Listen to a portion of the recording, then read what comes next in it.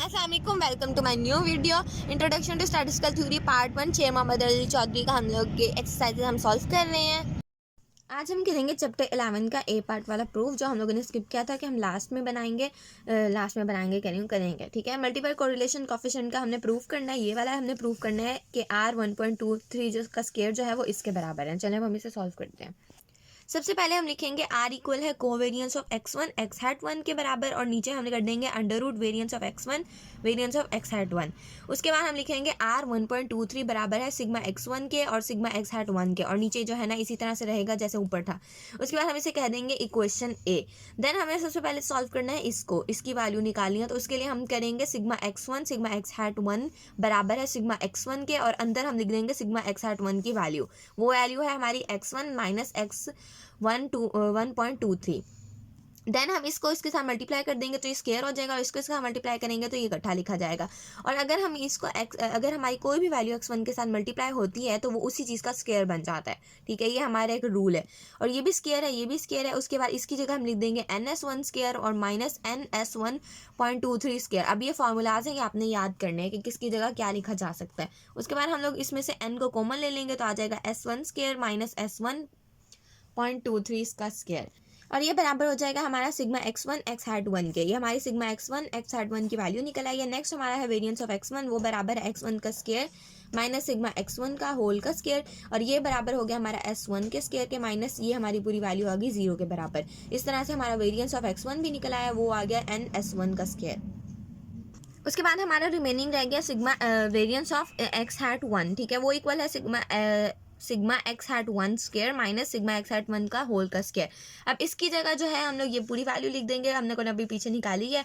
ठीक है, उसका स्केयर लिख देंगे और इसकी जगह आ जाएगा 0। इसके बाद इसका फॉर्मूला खोलेंगे हम a square b square minus 2ab वाला, और इसकी जगह हम लोग लिख देंगे NS1 का स्केयर माइनस NS1.23 का स्केयर, और इसमें से हम लोग ले लेंगे n को कॉमन, तो बचेगा S1 का स्केयर माइनस S1.23 का स्केयर। ये हमारा आ गया वेरिएंस ऑफ x हैट 1। उसके बाद हम इसे इक्वेशन ए में पुट करेंगे। ए में पुट करने के बाद हमारा आ जाएगा NS1 का स्केयर माइनस S1.23 का स्केयर। नीचे अंडर रूट के अंदर हम वैल्यूज लिख देंगे जो हमारी है NS1 का स्केयर NS1 का स्केयर माइनस S.123 का स्केयर। उसके बाद हम लोग ले लेंगे, ऊपर ये n है, ठीक है, और इसमें n भी 2 है और S1 का स्केयर है। ये दोनों अंडर रूट से बाहर आ जाएंगे, n जो है n से कट जाएगा। उसके बाद अंडर रूट की जगह 1.2 आ जाएगा और ये ऊपर चला जाएगा, और ये S1 का स्केयर नीचे रह जाएगा। उसके बाद S1 का स्केयर S1 से कट जाएगा और उसका 1/2 इसी तरह रहेगा। इसकी जगह 1 आ जाएगा माइनस, वैसे ही इसकी जगह यही वैल्यू आ गई, नीचे S1 का स्केयर आ जाएगा। हम इसे कह देंगे इक्वेशन बी। इसके बाद पहले हम लोग ये वाली वैल्यू निकालेंगे।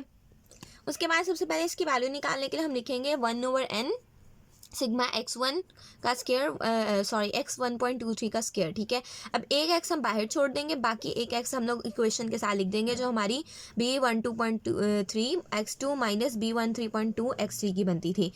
अब ये जो x है हम लोगों ने इसको मल्टीप्लाई कर दिया सबके साथ, ये स्केयर हो गया, यहाँ पे सिग्मा x1 आ गया, यहाँ पे भी इस तरह से सिग्मा x1 आ गया। उसके बाद हम लोगों ने किया 1/n, ये था ना, इसकी जगह जो है ना हम लोगों ने लिख दिया NS1 का स्केयर, ये इसी तरह आ गया। इसकी जगह हम लोगों ने लिख दिया S1 S2। ठीक है, और इसके बाद इसकी जगह यही आ गया, इसकी जगह हम लोगों ने इसकी वैल्यू लिख दी 1/n, तो हमारा ये वाला आ रहा है। ठीक है, जो बाहर था, और n हम लोगों का जो है ना इसकी वैल्यू वाला आ रहा है NR13 S1 S3। उसके बाद ये n सबका कट गया। ठीक है, उसके बाद S1 का square minus B12.3 R12 S1 S2 minus 13.2, और जो है ना R13 S1 और S3। अब हमारा जो है ना ये सिर्फ रह गया। अब क्या करेंगे हम लोग, इसको हम इसी तरह लिख देंगे, b की जगह उसका हम लोगों ने फार्मूला लिखा है, b का ये फार्मूला आप लोगों ने याद करना है। उसके बाद इसकी जगह पे हम लोगों ने इसको वैसे ही लिख दिया, इसकी जगह पे इसका फार्मूला लिखा और इसकी जगह को इसको वैसे ही लिख दिया।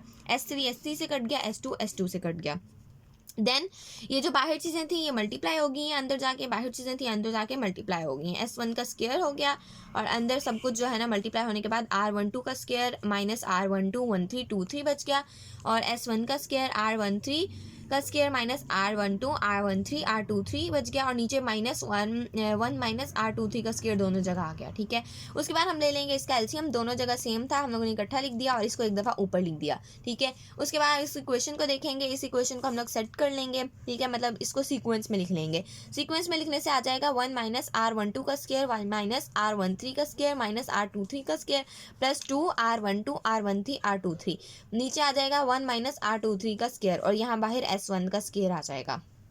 देन हम लोगों ने इस पूरी इक्वेशन को और इस पूरी वैल्यू को हम लोगों ने अपनी इक्वेशन 2 की वैल्यू फॉर्मूले के अंदर पुट कर देना है। वो क्या था, 1 माइनस यहाँ पे जो भी था हमारा था यहाँ पे S1.23 का स्केयर, उसकी जगह अब हमारी क्या वैल्यू आई है, ये पूरी वैल्यू, इस पूरी वैल्यू को लिखेंगे। 1 2 हमारा वैसे ही इक्वेशन का आ गया, नीचे S1 का स्केयर भी हमारा इक्वेशन का आ गया, इसको इसके साथ कट कर देंगे।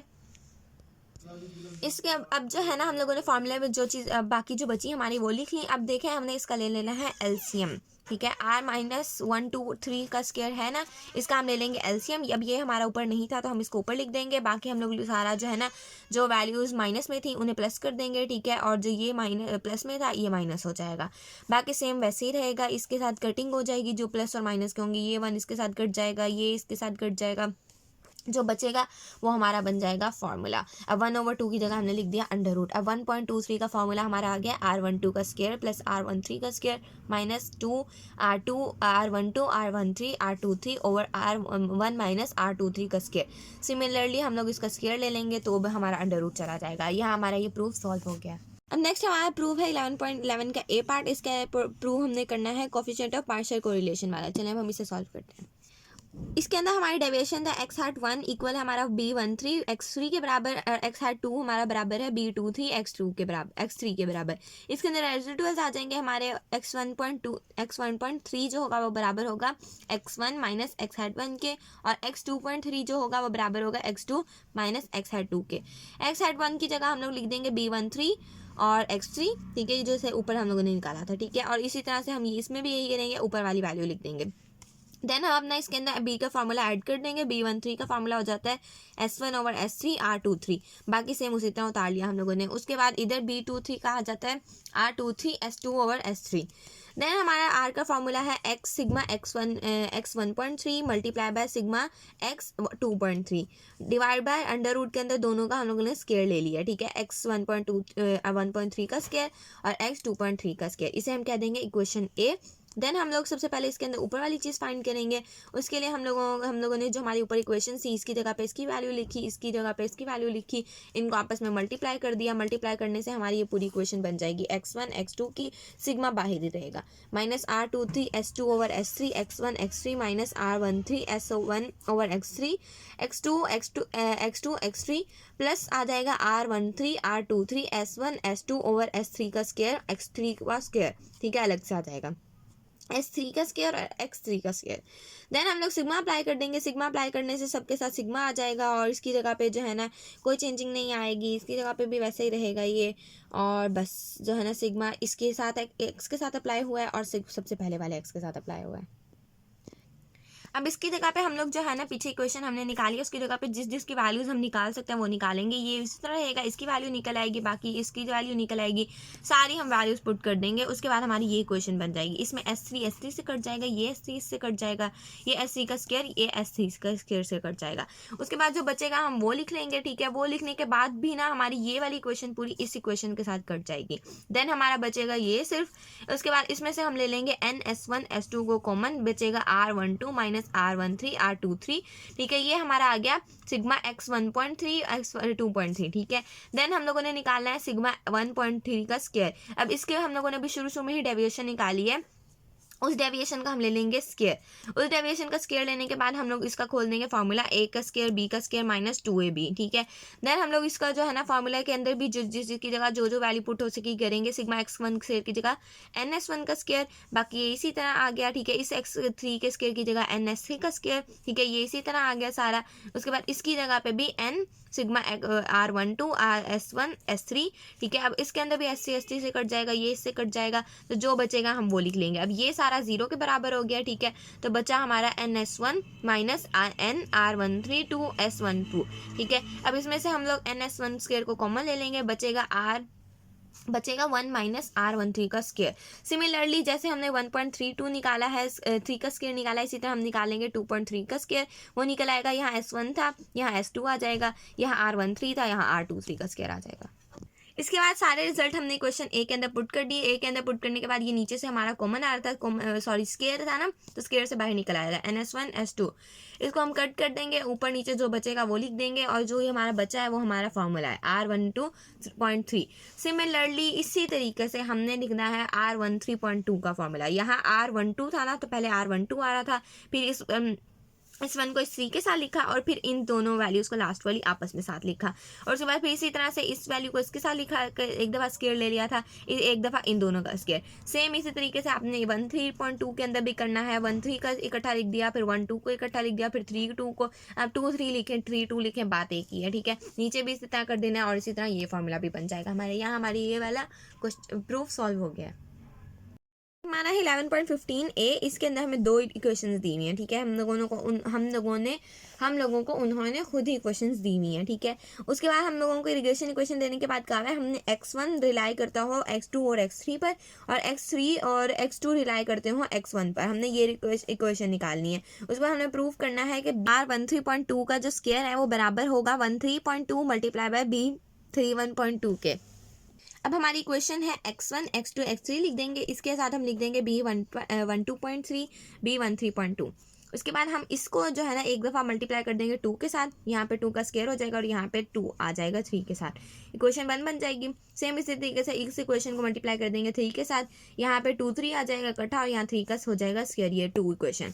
देन R का फॉर्मूला लिखेंगे, इसकी जगह पे हम लोग दोनों की जगह पे लिख देंगे NS1 का स्क्वायर NS2 का स्क्वायर। दोनों स्क्वायर है, अंडर रूट से बाहर आ जाएंगे, बाहर आने के बाद हम इसको यहाँ ले जाके मल्टीप्लाई कर देंगे, तो ये आ जाएगा, और ये बराबर हो जाएगा सिग्मा x1 x2 के। देन हमारे पास आ जाएगी इक्वेशन, इसके अंदर जहाँ हमारा x1 x3 था ना, मतलब x1 x2 है, उसकी जगह पे हम पुट करते जाएंगे RN S1 S2, ठीक है। सेम सारा इसके अंदर हम लोग जो है ना इस तरह से चेंज कर देंगे। इसकी जगह पे यहाँ पे जो था हमारा x2 का स्क्वायर, इसकी जगह पे आ जाएगा NS2 का स्क्वायर, और यहाँ पे जहाँ 2 3 था वहाँ आ जाएगा R23 NS2 S3। ये 4 इक्वेशन बन गई।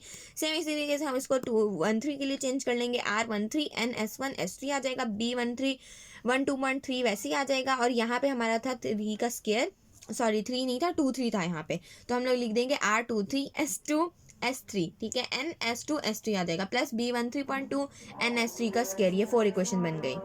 उसके बाद हम इक्वेशन 3 को भी डिवाइड कर देंगे NS2 से, और 4 को NS3 से। डिवाइड करने के बाद हमारे पास आ जाएगा R12 S1 इक्वल हो जाएगा B12.3 S2, और प्लस आ जाएगा B13.2 R23 S3, ठीक है। Third equation, sorry 5th। इसी तरीके से हमारी जो है ना नेक्स्ट बन जाएगी इक्वेशन, इसको हम S3 से डिवाइड कर देंगे। जहाँ S3 का स्क्वायर था वो सिर्फ S3 बच जाएगा, और जहाँ हमारा S3 नहीं था वहाँ S3 आ जाएगा, ठीक है। उसके बाद ये हमारी बन जाएगी इक्वेशन 6। देन हमारे पास हम लोगों ने करना है इक्वेशन 5 को मल्टीप्लाई R23 के साथ, और माइनस कर देना है उसको इक्वेशन 6 से। जब मैं इसको R23 के साथ, क्योंकि हम लोगों को ना दरमियान की वैल्यूज़ जो है ना सेम चाहिए, ताकि हम किसी एक चीज़ को कट कर सकें। तो इधर R23 नहीं था, इधर R23 आ जाएगा, इधर R23 था, इधर R23 आ जाएगा, इधर R23 का स्क्वायर नहीं, सिर्फ R23 था, इसका स्क्वायर हो जाएगा, ठीक है। इक्वेशन 6 नीचे लिखी, उसको कट कर दिया। हम अपनी नीचे सारी वैल्यूज लिख देंगे। S1, ठीक है, S1 हम लोग कॉमन ले लेंगे, 2 दफ़ा था ना, तो S1 कॉमन ले लेंगे। यहाँ से हम लोग S3 और B13.2 को बाहर ले लेंगे। उसके बाद हम लिख देंगे B13.2 को यहाँ पे, और जो हमारा ये वाली वैल्यू है ये इसी तरह से आ जाएगी, और ये यहाँ जाके हो जाएगी डिवाइड। सिमिलरली हम लोगों का फॉर्मूला चेंज हो जाएगा। B12.3 के लिए S1 S2, ऊपर S1 S3 था, ठीक है, S1 S2 हो जाएगा R12 minus R13 R23 over R1 minus R23 का स्क्वायर।